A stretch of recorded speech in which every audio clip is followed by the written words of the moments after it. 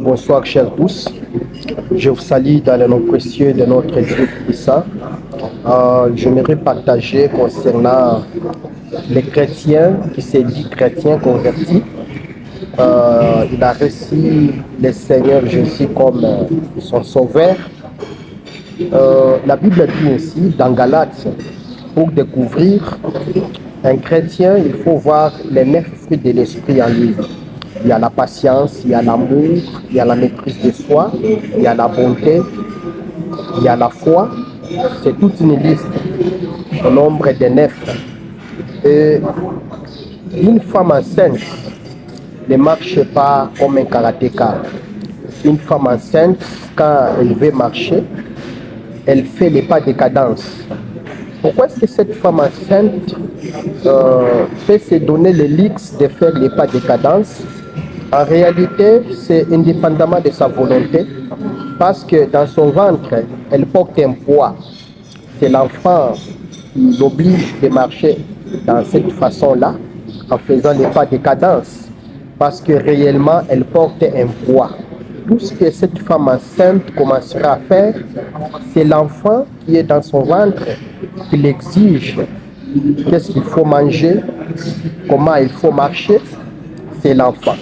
Si la maman veut manger les bananes, alors que l'enfant dans le ventre, il veut manger par moment des cacahuètes, soit l'avocat, vous allez vous rendre compte que la maman ne va plus manger ce qu'elle veut, mais la maman va manger ce que son fils qui est dans le ventre des bébés, ce que l'enfant désire manger. Maintenant, regarde dans ta vie, comment est-ce que tu marches avec Christ? Est-ce que tu portes aussi une grossesse? Est-ce que tu portes aussi un enfant en toi? Tu marches comment? Si réellement tu as Christ dans ta vie, si réellement tu l'as reçu comme ton Seigneur et ton Sauveur, tu ne vas plus marcher comme tout le monde. Tu commenceras à marcher en faisant les pas de cadence parce que tu portes un poids. Et ce poids-là, c'est Christ qui vit en toi. Maintenant, toi, tout ce que tu vas avec les yeux, ça te plaît toujours. Comment expliquer cela? Tout celui qui porte une grossesse qui s'appelle la parole faite chair, tout celui qui porte une grossesse Jésus-Christ de Nazareth, tout celui qui porte une grossesse de notre Sauveur, de l'humanité Christ, il n'a pas besoin qu'on lui dicte ce qu'il va faire.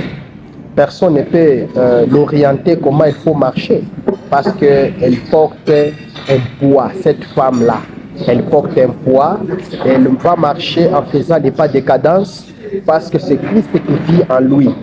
Je t'en supplie, mon bien-aimé, mon frère, regarde aussi ta marche chrétienne. Réellement, tu marches conformément à ce que Dieu nous recommande. Est-ce que tu marches par rapport à ce que Dieu veut? Est-ce que réellement, si nous allons jauger ta vie, tu présentes réellement l'odeur de notre Christ? Est-ce que tu dégages la sainteté? Est-ce que tu dégages la crainte de Dieu quand on va jauger ta vie? Alors, c'est à toi de voir si tu es cette femme qui porte une grossesse, qui porte un bébé dans son ventre, tu ne vas pas marcher à contre-courant. Tu ne vas pas marcher selon les plaisirs de ce monde. Tu ne vas plus marcher comme les trains de ce monde, mais tu vas marcher selon ce que Christ te dira de faire, selon ce que Christ te dira de marcher, parce que tu n'es plus tout le monde. Alors, c'est une leçon pour nous. Si vous regardez encore toujours dans Galates, il y a Paul dans Galates 3.3, l'apôtre Paul va exhorter les gens de Galates que qui vous a ensorcelé Galates. Vous avez commencé par l'esprit, vous voulez achever par la chair. Il serait mieux de commencer par l'esprit et d'achever par l'esprit. Et de commencer par l'esprit et d'achever par la chair. Ce n'est pas ce que Dieu veut. Dieu veut à ce que nous puissions les servir. Dieu veut, le Seigneur, que nous puissions marcher selon ce qu'il nous recommande. Et vous allez voir que dans l'ancien temps, dans l'alliance du matin, l'alliance de Moïse, Dieu était tout un lion. Mais dans la nouvelle alliance, nous avons vu l'agneau de Dieu qui ôte les péchés du monde. Et dans l'alliance du matin, l'alliance de Moïse, nous avons vu comment est-ce que le soleil a été ardent. Personne ne pouvait regarder au soleil. Lorsqu'il y a le lever du soleil, personne ne pouvait lever ses yeux, regarder le soleil rester vivant parce que le soleil était trop ardent. Mais lorsqu'il y a le coucher du soleil, nous voyons il y a la faiblesse, il y a le soleil devient calme, le soleil n'est plus ardent. C'est la grâce, c'est Christ qui nous a amené cette grâce et c'est le soleil couchant. Et Simeon va prendre le fils de Jésus, il va dire, Seigneur, j'ai vu ton œuvre être arrivée à la fin, laisse maintenant ton serviteur s'en aller en paix. Ce qu'il faut retenir, le soleil couchant, c'est la grâce, c'est Jésus-Christ de Nazareth. Tandis que le soleil levant, c'est la loi. Personne ne pouvait s'amuser devant la loi de Moïse. Personne ne pouvait faire face devant cette loi ardente de Moïse. Alors, il y a des gens qui sont morts par les faits. Il y a des gens qui sont morts par les déluges, du temps de Noé, du temps de Lot. Mais dans ces temps ici, nous parlons des temps de la grâce. Cela ne nous autorise pas à faire n'importe quoi. Il faut regarder à la croix. Le soleil couchant, le soleil est entré dans sa tente. C'est la naissance de l'Église.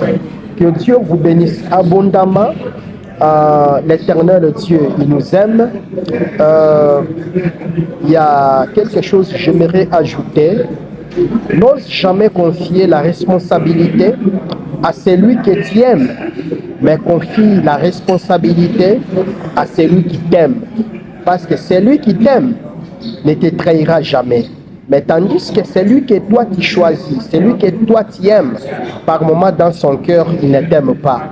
En l'occurrence de Delilah et Samson, c'est Samson qui aimait Delilah, mais Delilah n'avait pas montré le vrai amour auprès de Samson. Delilah finit par trahir Samson, son mari. Et nous allons voir encore Judas. Jésus avait une église de 12 personnes. Dans les 12 personnes, Jésus aimait Judas. C'est ainsi qu'il va donner la responsabilité à Judas de garder la finance de l'église. Et alors, Judas n'avait pas l'amour envers Christ. Judas finit par trahir Christ. Et lorsque Jésus est ressuscité, il va rencontrer l'apôtre Pierre. Il va dire, est-ce que Pierre m'aime-tu? Pierre va répondre, je t'aime Seigneur. À troisième reprise, Jésus va encore poser la même question à l'apôtre Pierre. Pierre m'aimes-tu? Pierre va dire, je t'aime Seigneur. Et Jésus a fini par donner la responsabilité de l'église, que sur cette pierre, je bâtirai mon église. Et il a donné même la clé à Pierre. Pourquoi? Parce que Pierre aimait Jésus. Et alors, c'est une leçon, je fais encore insister en disant, tout celui qui a une grossesse dans sa vie ne va plus marcher comme un karatéka. Il va juste marcher en faisant les pas de cadence parce que en lui, il porte un poids et ce poids-là, ça s'appelle Jésus la parole faite chair. Que Dieu vous bénisse abondamment. Merci.